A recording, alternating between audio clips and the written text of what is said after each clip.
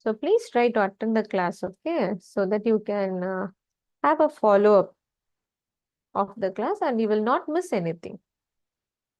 Okay. So once again, a very good evening to all of you. I'm very happy to see most of you guys today.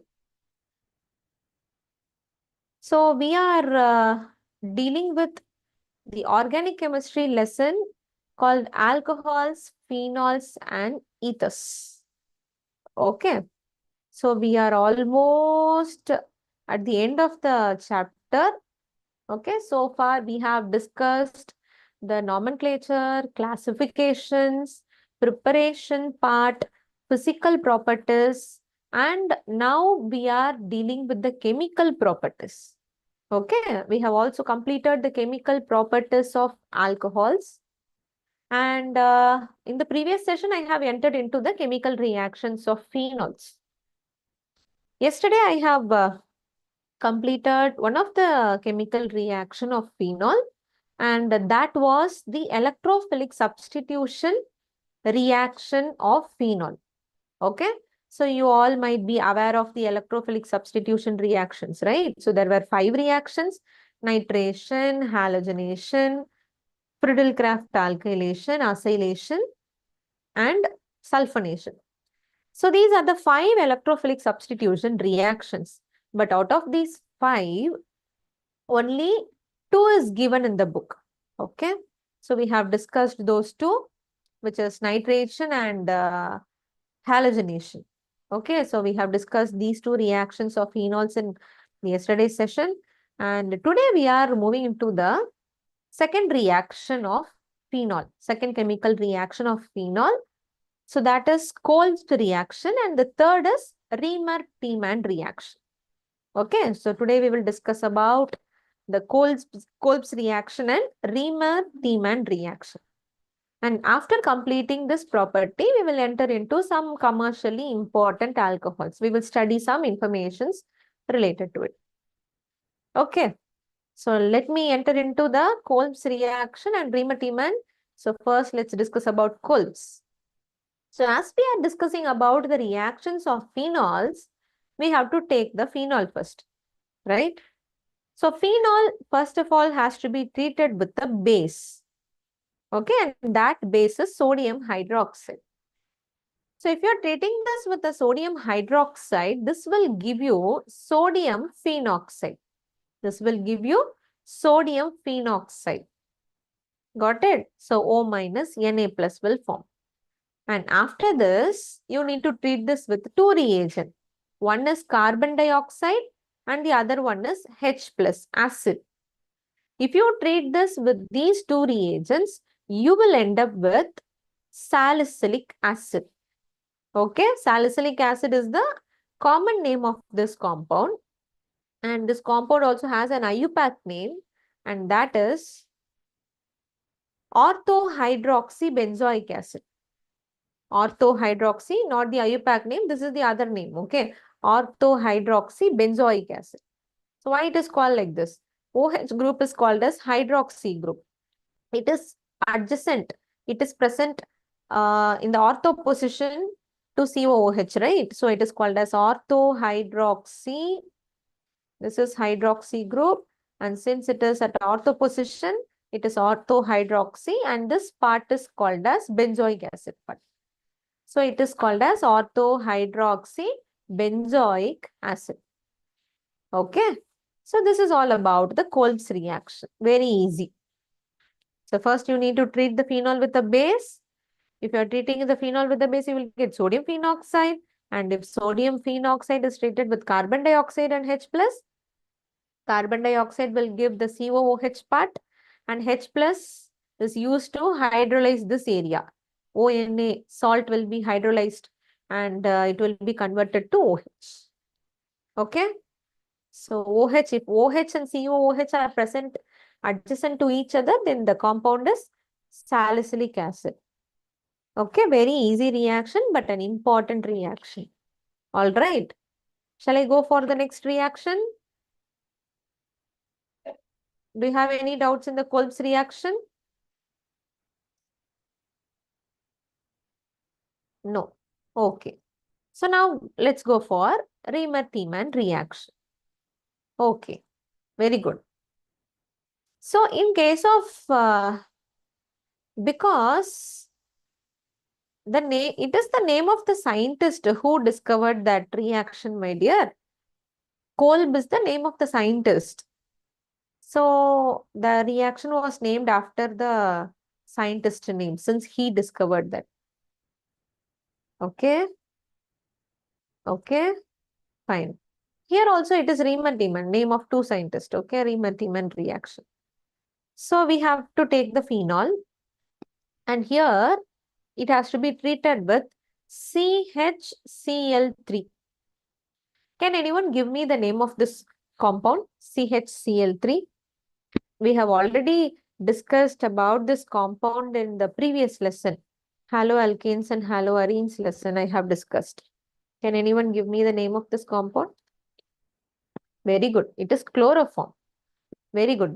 Very good. It is not methyl chloride. It is not methyl chloride. Methyl chloride means CH3Cl. Only one chlorine and 3 hydrogen will be there. CH3Cl is methyl chloride.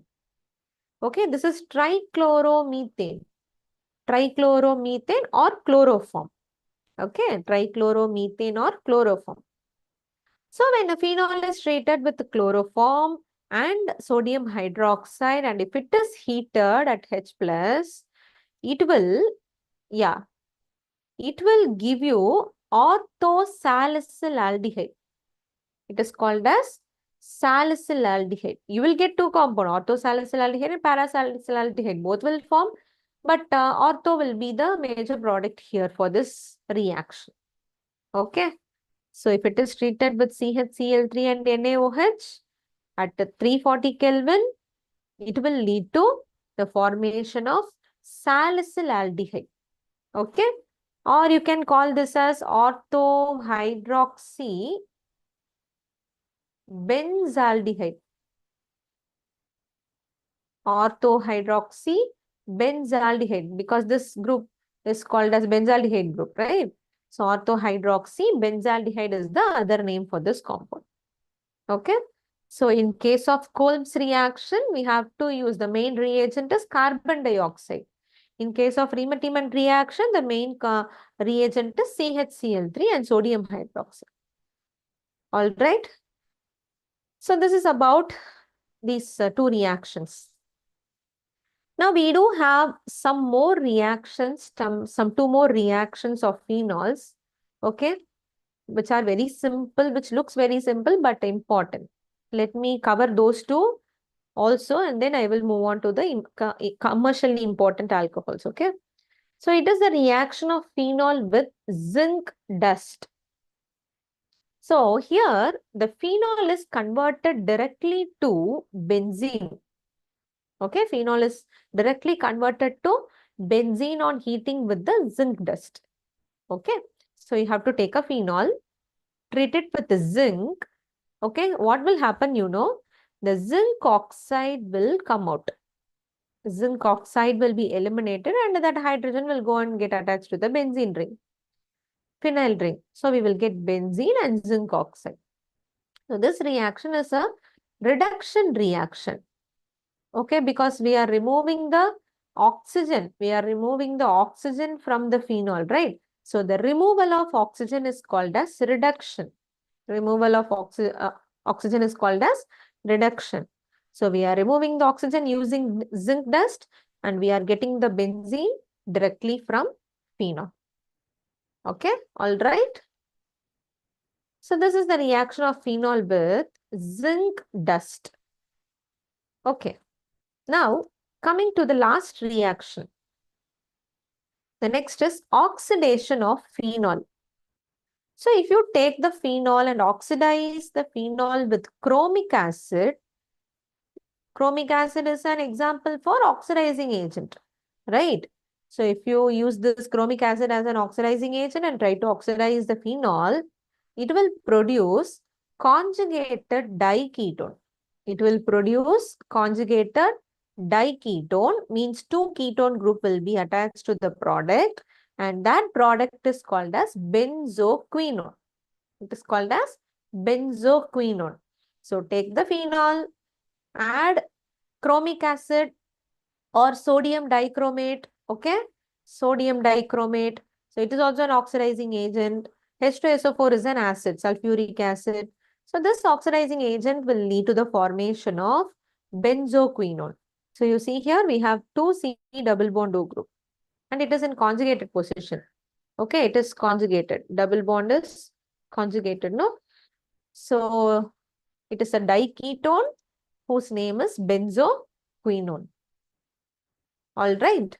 So when you oxidize an alcohol, I mean, initially we have only one oxygen, but in the product we have two oxygen. So it is addition of oxygen. So that's why this reaction is called as oxidation. Okay. So previous reaction is a reduction and this is the oxidation of phenol. All right. Do you have any doubts from the 4 chemical reactions that we have discussed so far in today's class? Anybody has any doubt? No. Great. What about others? Okay, fine. All right. Now we will enter into the next topic, that is some commercially important alcohols. Some commercially important alcohols. Yeah, there 2 oxygen comes because of oxidation. Okay, the mechanism takes 2 to 3 page, okay. It will take 2 to 3 page to show you the mechanism. Okay, like how oxygen is formed from the sodium dichromate. Sodium dichromate is an oxidizing agent. So that will give the oxygen to phenol. Okay. Yeah. So yeah, coming to the important commercially, may I know your name? May I know your name? The person who is behind the ID Acer. May I know your name? And from which chain you are? Just let me know.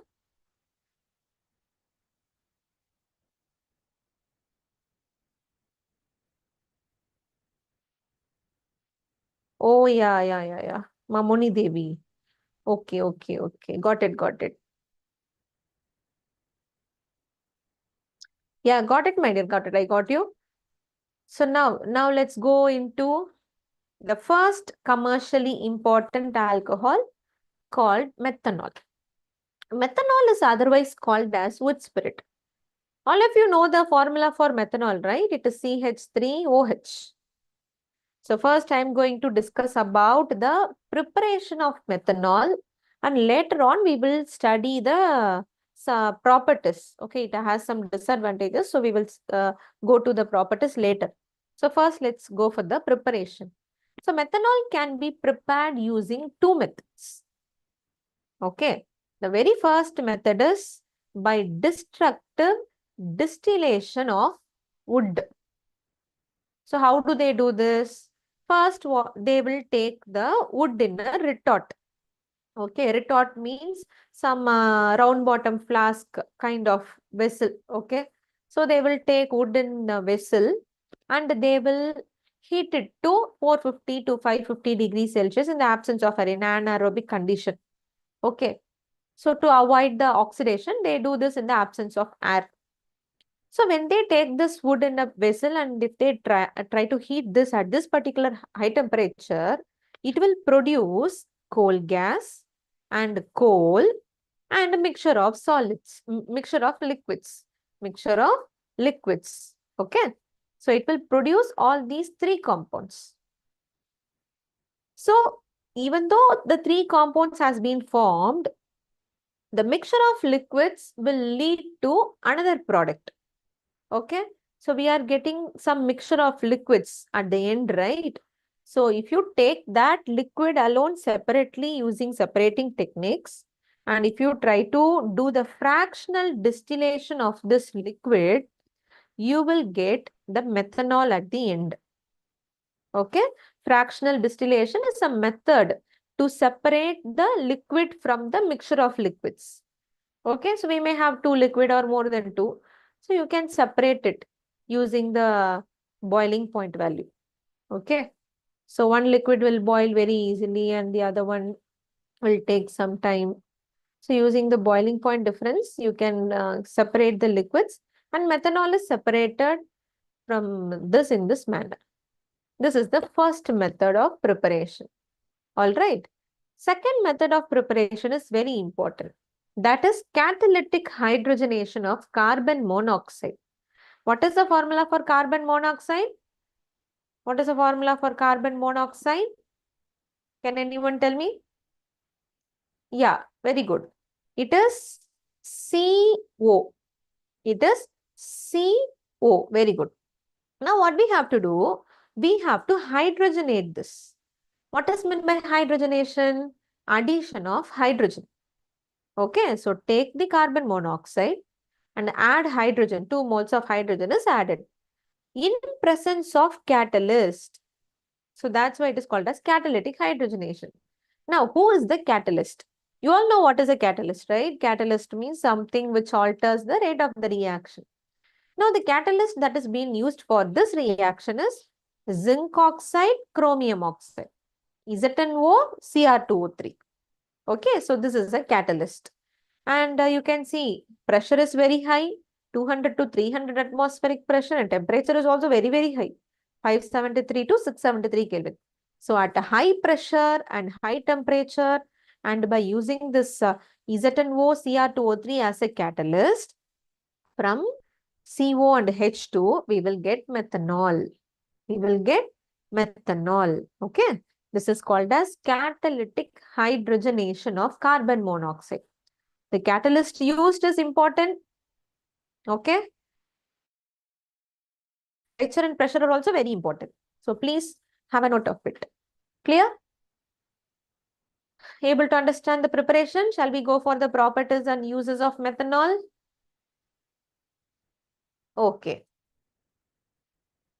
So the very first property that we know about this methanol is it is a colorless liquid.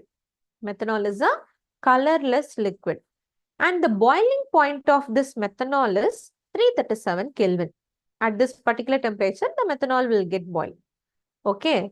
And the third property is very important. And that property is the poisonous nature of methanol. Methanol is poisonous in nature. Okay. It can cause blindness. Okay. If it falls on your eyes, and it leads to death also. Okay. It leads to death because it is poisonous. So these are the properties of methanol. It also has some uses. Okay, the very first uses, it is used as a solvent in paints and varnishes. Solvent in paints and one of the solvent. Okay, some small amount of methanol will be used in the solvents, used as a solvent in paints. Got it? And the second use is it is used for making formaldehyde compound. You all know what is formaldehyde, right? What is the formula for formaldehyde? HCHO. This is the formula for formaldehyde. Okay. Varnishes means the one which we use to coat once you paint. Okay, varnishes. After you paint something, they'll use varnish, right? It will give you shiny appearance. So for paints and varnishes, for those liquids, they will use. Clear?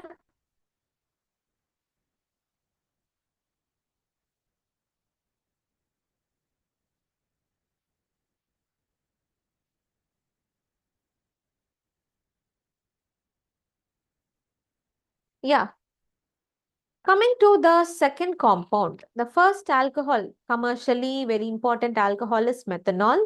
Okay, even though it has some poisonous property, it has been used in as a solvent in paints and varnishes, and it is used for making a very important compound, formaldehyde. So that's why it has been there in the shops. and they are selling this. Now the second compound is ethanol. What is the formula for ethanol? Can anyone tell me the formula for ethanol? Give me the formula for ethanol in the chat box.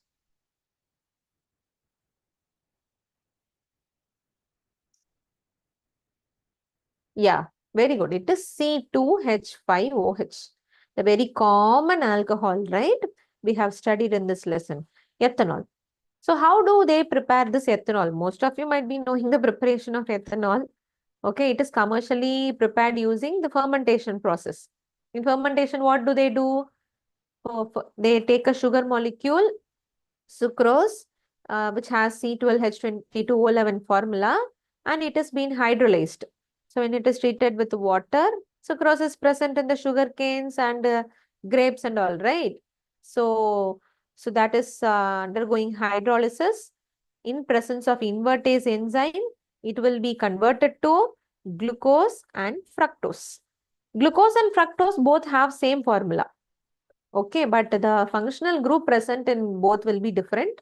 Glucose will have aldehyde and fructose will have a ketone. Okay, so but the formula will be same. They are isomers of each other. So now these two compounds are produced from the hydrolysis of sugar. Now what happens? You have to take glucose and treat glucose with zymase enzyme. Treat glucose with zymase enzyme. Okay. Use zymase enzyme. If you use this, you will get ethanol. You will get ethanol. Enzyme, my dear, it is a biocatalyst. It is a biocatalyst.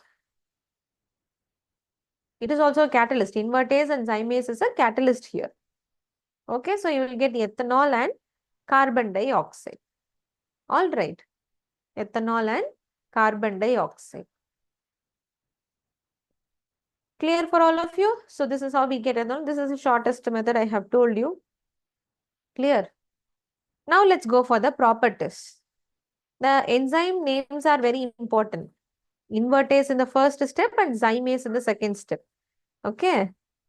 Then coming to the properties, the very first property is it is a colorless liquid. Like methanol, ethanol is also a colorless liquid whose boiling point is 351 Kelvin. Okay, it is little bit having higher boiling point compared to methanol, right? So 351 Kelvin. And coming to the uses, it is also used as a solvent in paint industry and for making large number of organic compounds. For example, from ethanol, you can get ethanol, right? If you oxidize the ethanol, you will get ethanol. And if you oxidize ethanol, you will get ethanoic acid. Okay? Ethanoic acid. So, we are preparing aldehydes, we are preparing carboxylic acids from ethanol, okay, which is an alcohol by oxidation process. Not only aldehydes and carboxylic acids, some other compounds are also prepared using ethanol as a starting material. Okay, so these are the uses. Now the next is denaturation of alcohol. What is meant by denaturation? They take this commercial alcohol and make it unfit for drinking, and that process is called as denaturation. Usually ethanol is used for the drinking purpose, right? Everywhere in all the shops, bars, they use this ethanol for drinking purpose. So how do they make this unfit for drinking? Let me explain you. So they take the ethanol and they will add copper sulfate to this. Copper sulfate is a blue colored alcohol, blue colored salt, blue colored salt. So when you add this copper sulfate to the ethanol, it will give you the colored alcohol. It will give you the colored alcohol. And if you add pyridine to it, okay, if you add pyridine to it, it will give you foul smell. So altogether, it will give you a blue colored alcohol. After adding pyridine, it will give a foul smell. Foul smell means you cannot bring it near your mouth itself, right? So it will give a very foul. Foul means bad smell. Okay, the rotten fish smell kind of thing. So this is how it is made unfit for drinking, and this process is called as denaturation of alcohol. Clear? So this is about the ethanol and its related information. And previously we have studied something about methanol also. So shall I summarize? Shall I summarize the properties, the chemical properties of phenols and some commercially important alcohols? Yeah. So first of all, as I have already told you, the very first chemical property is electrophilic substitution reactions of phenol. And in electrophilic substitution, nitration and halogenation, the electrophile has attacked the ortho site and the para site. Okay. So from nitration, we got orthonitrophenol and paranitrophenol. And from halogenation, to be more specific, from bromination, we have got orthobromophenol and parabromophenol. So ortho and para sites are the more favorable sites for this electrophilic attack. So this was the first reaction. And next, the second is Kolb's reaction. Today we have discussed, right? So we have got orthohydroxy benzoic acid from Kolb's reaction. And what are the reagents used here in the Kolb's reaction? Initially, we have used NaOH, right? Initially, we have used NaOH. And next, we have used carbon dioxide with H+. So these reagents gave us this orthohydroxy benzoic acid product. The other name for this compound is salicylic acid. All right. Then after completing this, we have entered into Riemer-Tiemann reaction.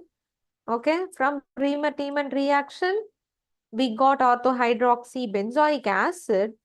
Sorry, it is benzaldehyde, right? It is CHO. It is CHO. We got orthohydroxy benzaldehyde, and the reagents used are CHCl3 and NaOH. And we have to heat this. So from this reagent, we have got the orthohydroxy benzaldehyde product. All right. Then after this, we have discussed about methanol and ethanol. Methanol is prepared by destructive distillation of wood. Okay. And from carbon monoxide and hydrogenation. Then ethanol is prepared by fermentation. Okay. So this is all we have done for the chemical properties of phenols. Clear? So now we have completed the alcohols and phenols part of this lesson. Now we have to enter into the third topic, which is ethers. Okay. So shall we start the ethers? We have already studied some informations in the classification, in the nomenclature, etc. Right? For ethers. So there were two types of ethers also, right? A simple ether and mixed ether. That is symmetrical ether and unsymmetrical ether. So all those informations have been discussed already. So now the things that we are going to cover here are the preparation and physical property and chemical property. Okay, so the nomenclature part, classification part, those are over.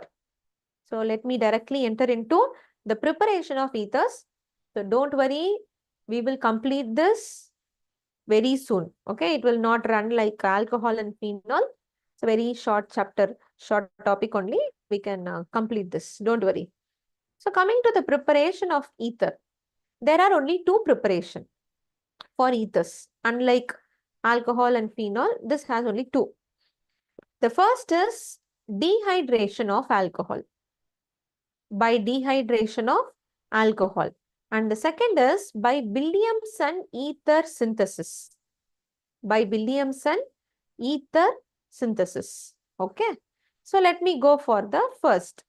Let me start with the dehydration of alcohol.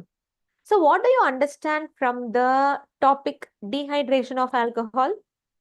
We have to take an alcohol and we have to dehydrate it. Means we have to remove the water. How will we remove the water from an alcohol?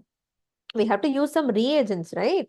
We have to use some dehydrating agents to remove the water. Just like that, the water molecule will not come out from the alcohol. Okay. So the dehydrating agents are The dehydration is done in the presence of H2SO4 and H3PO4, sulfuric acid and phosphoric acid. So these two acids are the dehydrating agents basically. Okay. So now at 443 Kelvin, the alcohol will give you alkene. Okay. But at 413 Kelvin, the alcohol will give you ether. Okay, so the temperature matters. You should be very careful with the temperature. So we are preparing the ethers. So the ether is prepared only at 413 Kelvin. Okay, so let me show you with the example. Let me take an ethanol, and this ethanol can give two products. One is alkene and the other one is ether. So at 443 Kelvin with H2SO4 and the other one is at 413 Kelvin with H2SO4. At 443, it will give alkene, which is ethene. And at 413, it is forming ethoxyethane, which is an ether. Okay? Ethoxyethane, which is an ether. So what will happen here, 2 moles of alcohols. CH3, CH2, OH plus CH3, CH2, OH. 2 moles of alcohol will be reacting. So water, H2O, will be eliminated. Okay, using this dehydrating agent, we dehydrate this. And you have to connect these two, C2H5O, C2H5. This is how we get the ether by dehydration process. Okay, so here also dehydration takes place. Okay, here also dehydration takes place, that is beta elimination takes place, and it leads to the formation of ethene. It leads to the formation of ethene. So that is not our desired product. Our desired product is the formation of ether. Okay. You want me to repeat it? From which part I have to repeat, Mamoni Devi?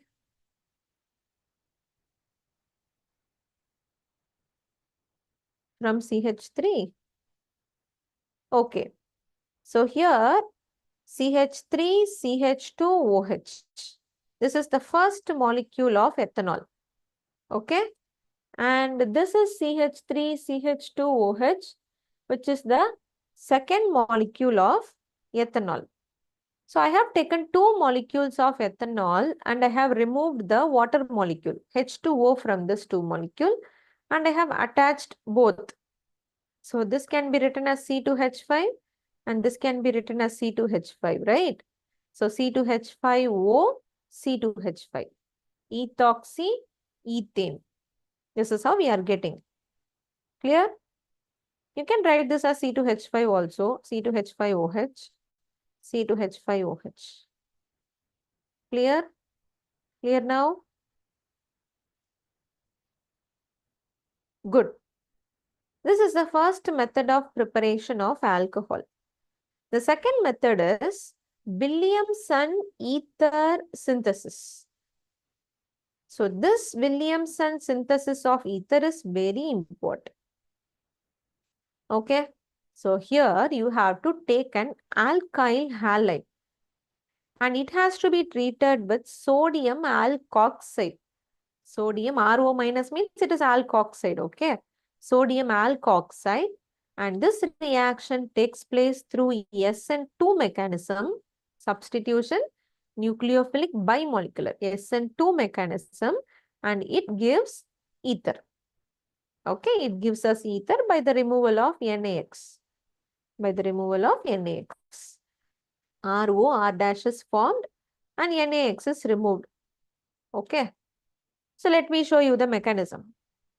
So first of all, let me show you the mechanism with the example. Okay. So let me take an alkoxide first.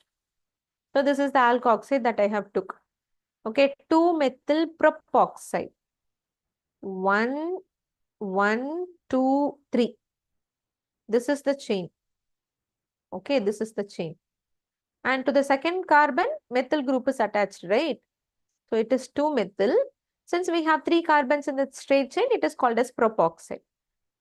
Now this is treated with alkyl halide and that is CH3Br, methyl bromide.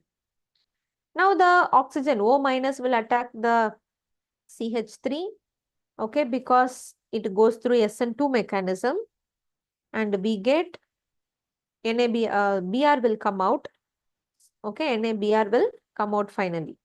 So we get an ether. So this is the first R group, ROR, 2-methyl 2-methoxypropane. Okay. So since it is following SN2 mechanism, we know that for SN2 mechanism, the methyl halides are more reactive, right? Methyl halide means CH3X. Methyl halide is more reactive. Then only primary alkyl halide, then secondary alkyl halide, then tertiary alkyl halide. Okay. So methyl halides and primary alkyl halides are more reactive towards SN1. So Williamson's ether synthesis can form the product accordingly. Okay. If you are going for tertiary alkyl halide or secondary alkyl halide, it will not give you ether. It will give you some other product. So I will show you what are the products formed if you are using secondary alkyl halide or tertiary alkyl halide as one of your reactant. Okay. So the main thing that you have to keep in mind is alkyl halide reacts with alkoxide to give ether. Okay. This is the general reaction for Williamson synthesis of ethers. And the mechanism is SN2. Okay. Keep this in mind. Now let's go ahead with some more information. In case of secondary and tertiary, we won't get substituted product, we get eliminated product. Elimination dominates over substitution. Okay. But if a tertiary alkyl halide is used, then an alkene is the only reaction product and no ether is formed. No ether is formed. So you see, I will give you an example. So see this. This is an alkyl halide and this is a tertiary alkyl halide. So we have a tertiary carbon, right? This carbon is attached to 3 alkyl groups. So this carbon is a tertiary carbon. Tertiary alkyl halide. And if this tertiary alkyl halide is treated with some alkoxide, this is sodium methoxide. Alkoxide can be anything. You can use methoxide like this. You can use primary alkoxide. You can go for secondary alkoxide. You can go for tertiary alkoxide. You can use any alkoxide. That doesn't matter. Okay. But for alkyl halide, it should not be the tertiary case. If it is a tertiary one, then the product formed is not an ether. It is an alkene. You see here? Who is forming here? Alkene is formed with the removal of CH3OH and NaBr. Okay. So how do we get this alkene? How do we get this alkene? The CH3ONA is a strong base. What this base will do, it will go and eliminate the beta hydrogen. It will go and eliminate the beta hydrogen. Bond will shift here and the CBr bond will be broken down. So we get a double bond. So instead of substitution, okay, we get an eliminated product, which is an alkene if you are using the tertiary alkyl halide. Are you getting my point? Is it clear? Is it clear for all of you? Do you have any doubts? Shall I go for the next? If you want to get an ether from Williamson synthesis, your alkyl halide should be methyl halide or primary halide. So that is a point which I want to tell. If you are going for secondary or tertiary, you will not end up with ether. You will end up with alkene. Okay. Clear? Any doubt? Students, are you there? Shall I go for the next?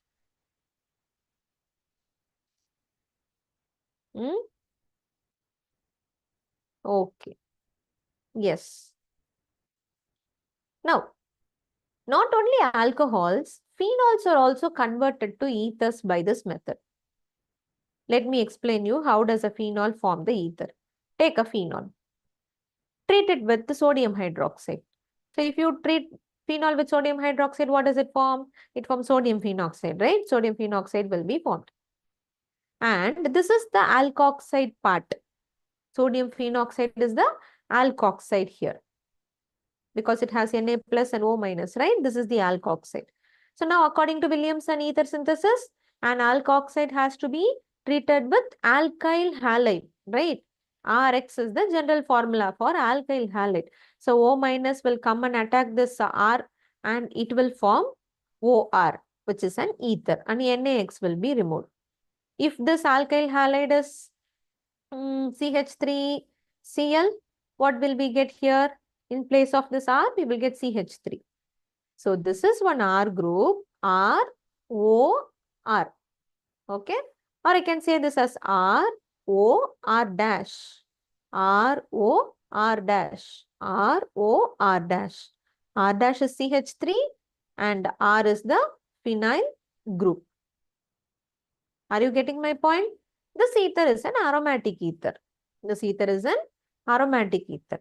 And here also your alkyl halide should be methyl halide or primary halide. You cannot go for secondary or tertiary. That will not give you ether. Is it clear? So this is how we prepare ether from phenols. Aromatic ethers from phenol. Okay.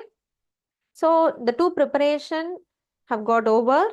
Now let's enter into the physical properties of ethers. It's very easy. So I have taken one ether which is ethoxyethane. Okay.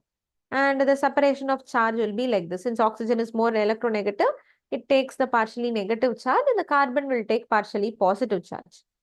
Alkanes and ethers of comparable molecular mass have similar boiling point due to weak polarity of ether bond. So the bond is getting polarized as plus and minus here. Okay. Bond is getting polarized, but that polarity is very weak. It is less polarized. So the ether is having similar boiling point compared to alkane. You see here, this is an alkane, pentane, and this is an ether. Okay. And this is an OH compound. So it is an alcohol. So let me come to this alcohol story later. Now, just look into the alkane and ether. If we compare these two, both of them, N-pentane and ethoxyethane, both of them are having the similar molecular mass value. Okay. But the boiling point of alkane is 309 and the boiling point of ether is 307. Somewhat similar, right? 309 and 307. The difference is not that much. But if you look into the alcohol, it is having 390. There is a large difference between the boiling point of alcohols and the other two. So this large difference in boiling point of alcohol and ether is due to the presence of hydrogen bonding in alcohol. You all know what is hydrogen bonding, right?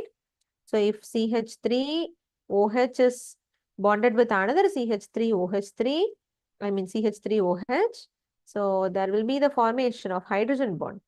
So the hydrogen of one will form the bond with the oxygen of other. So this bonding is called as hydrogen bonding. So this hydrogen bonding is very strong in case of alcohol. But there is no such hydrogen bonding in case of ether or in case of alkene. Okay, so they get boiled very easily and alcohols will take some more time and the boiling point of alcohol is high compared to the other two. Okay, so the reason is very important. Alcohol boiling point is very high because of the hydrogen bonding. It is absence. The hydrogen bonding is absent in case of alcohol and ether. Okay. Clear? This is all about the physical property. So we are left with the chemical properties of ethers. Okay. We are left with the chemical properties of ethers. So shall we do the chemical properties in the next class? Shall we do the chemical properties in the next class, students? I think this is enough for today. So what we have done today we have started the reactions of phenols and some commercially important alcohols. And later on, we have entered into ethers. We have studied the preparation of ether and physical properties of ether. Okay. So we are left with one topic, which is chemical properties of ether. And once we complete that, we will end up this lesson. Okay, we will end this lesson and we'll go for the next lesson. Got it? So I have launched a poll for you guys. So please do give your answers over there and then you can leave from the class. Okay. Thank you so much, students, for attending the today's class. So try to attend the class every day. Okay. So whenever you're having the chemistry class, try to attend all the classes. Don't miss the class. Thank you. Thank you, Priyanka. Thank you so much. Take care.